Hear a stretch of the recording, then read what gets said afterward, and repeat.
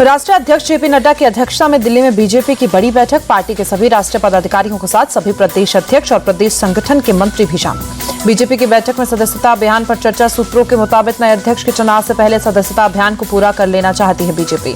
महाराष्ट्र चुनाव की घोषणा नहीं होने पर बोले शरद पवार, पीएम एक देश एक चुनाव की वकालत करते हैं। दूसरी तरफ सिर्फ 2 राज्यों में चुनाव घोषित किए, झारखंड महाराष्ट्र में चुनाव का ऐलान क्यों नहीं हुआ। उद्धव ठाकरे ने शिंदे सरकार को बताया खोखे वाली सरकार, कहा इन्होंने मुंबई को बेचने की ठानी। चुनाव की घोषणा नहीं होने पर बोले संजय राउत, महाराष्ट्र में ये लोग हारने वाले हैं, इसलिए चुनाव आगे बढ़ाया। संजय राउत का पीएम मोदी पर तंज, ये एक साथ 4 राज्यों में चुनाव नहीं करवा सकते और 1 नेशन 1 इलेक्शन की बात करते हैं। शिवसेना सांसद मिलिंद देवड़ा का उद्धव ठाकरे पर तंज, कुर्सी के लिए एमवीए में गए थे पर उनके सपनों पर पानी फिर गया। हरियाणा के पूर्व सीएम भूपेंद्र हुड्डा का बयान, जल्द घोषणा पत्र जारी करेंगे, कांग्रेस की सरकार बन रही है। हरियाणा चुनाव से पहले जेजेपी को बड़ा झटका, पूर्व मंत्री देवेंद्र बबली ने पार्टी छोड़ी। माफिया राज खत्म होने से विकास कर रहा है यूपी। अंबेडकर नगर में सीएम योगी का बयान। सीएम योगी आदित्यनाथ ने कहा, युवाओं के भविष्य के साथ खिलवाड़ नहीं होने देंगे। पहले भर्ती निकलते ही चाचा भतीजा वसूली करने निकल पड़ते थे। चंपई सोरेन के बीजेपी में शामिल होने की अटकलें तेज। प्रदेश अध्यक्ष दीपक प्रकाश बोले, सब कुछ केंद्रीय नेतृत्व पर निर्भर, उन्हें हटाना दुर्भाग्यपूर्ण। चंपई सोरेन ने बीजेपी में शामिल होने की खबरों को अफवाह बताया, कहा हम जहां हैं वहीं हैं। जम्मू में तीसरे चरण में होगा चुनाव। उपायुक्त सचिन कुमार बोले, सुरक्षा के पुख्ता इंतजाम, निष्पक्ष चुनाव कराएंगे।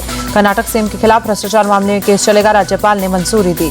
कर्नाटक सीएम ने राज्यपाल के फैसले को बताया गलत, कहा कानूनी लड़ाई लड़ूंगा। पार्टी और पूरी कैबिनेट सीएम के साथ कानूनी और राजनीतिक दोनों तरीकों से लड़ाई लड़ेंगे, कर्नाटक के डिप्टी सीएम का बयान। कर्नाटक राज्यपाल की मंजूरी को हाईकोर्ट में चुनौती देगी सरकार, सोमवार को दाखिल करेगी याचिका। ग्लोबल साउथ समिट में बोले पीएम मोदी, चारों ओर अनिश्चितता का माहौल हमारी विकास की यात्रा के लिए चुनौतियां खड़ी हैं। पीएम मोदी ने कहा, आतंकवाद हमारे समाज के लिए गंभीर खतरा है, एकजुटता से ही इसका निपटारा किया जा सकता है। विश्व संघर्षों, तनाव और दबाव से जूझ रहा है, voice of global south summit में बोले विदेश मंत्री S Jaishankar. Kolkata rape murder case पर केंद्र सरकार ने दिया भरोसा, सुरक्षा के लिए कमेटी बनाएंगे, डॉक्टर हड़ताल खत्म करेंगे। कोलकाता रेप मर्डर केस को लेकर दिल्ली में एबीवीपी का प्रदर्शन, टीएमसी के खिलाफ नारेबाजी। श्रीनगर में डॉक्टरों ने किया प्रोटेस्ट, कोलकाता रेप केस में न्याय की मांग की गई। दिल्ली एम्स के डॉक्टरों ने निकाली rally, Kolkata rape murder case को लेकर विरोध जताया गया। ये सिर्फ महिला सुरक्षा का नहीं, देश की सुरक्षा का मामला है, कोलकाता रेप मर्डर केस पर बोले किरण रिजिजू। आरजी का मेडिकल कॉलेज के पूर्व प्रिंसिपल संदीप घोष से सीबीआई ने आज की पूछताछ, कल 15 घंटे तक हुए थे सवाल जवाब। कोलकाता रेप केस में सीबीआई की जांच तेज, आरजी कर अस्पताल में सीसीटीवी खंगाले गए, वारदात की रात 2 बार अस्पताल आता दिखा आरोपी। जमीन के बदले नौकरी मामला, राउज रेवेन्यू कोर्ट, लालू तेजस्वी को सम्मन जारी करने पर फैसला सुरक्षित रखा गया। मंकीपॉक्स को लेकर स्वास्थ्य मंत्री जेपी नड्डा ने समीक्षा बैठक की, कहा भारत में मंकीपॉक्स का कोई मामला सामने नहीं आया। 69,000 शिक्षकों भर्ती पर हाईकोर्ट के फैसले पर बोले अखिलेश यादव, बहुत लंबी लड़ाई लड़ी, नई नियुक्तियों के लिए बधाई दी। अखिलेश यादव ने कहा कि शिक्षक भर्ती भाजपाई घपले, घोटाले और भ्रष्टाचार के शिकार साबित। लखनऊ एयरपोर्ट पर रेडियो एक्टिव मटेरियल लीक होने से हड़कंप, 1.5 किलोमीटर का एरिया खाली कराया गया।